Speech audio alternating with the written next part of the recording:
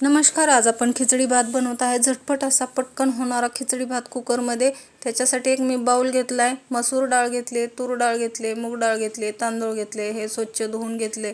धुवून घेतल्यानंतर गॅस चालू करून कुकर ठेवायचा आहे. कुकरमध्ये 2 चम्मच तेल घालायचे. तेल गरम झाल्यानंतर जिरा, मोहरी, कढीपत्ता, हिरव्या 2 मिरच्या, कट केलेला कांदा घालून घ्यायचा आहे. चांगलं भाजून घ्यायचं आहे. भाजून घेतल्यानंतर लसूण पेस्ट घालायची. लसूण पेस्टसुद्धा चांगली परतून घ्यायची. टोमॅटो, हळद, लाल तिखट, धना पावडर, चवीनुसार मीठ घालून घ्यायचे.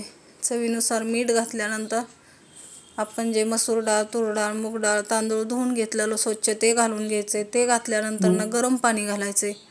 गरम पाणी घालून घेतल्यानंतर चांगलं मिक्स करून घ्यायचे. मिक्स झाल्यानंतर वरून कोथिंबीर घालायचे.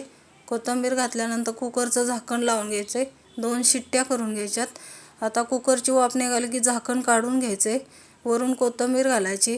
आता आपल्याला भाताला तडका देण्यासाठी आपण तेल गरम केले. 1 मिरची घालायची, हिंग घालायचे, काश्मीरी मिरची पावडर घालायची. हा तडका भातामध्ये ओतून घ्यायचा आहे. असा चविष्ट मस्त असा खिचडी भात लागतो. झटपट होतो.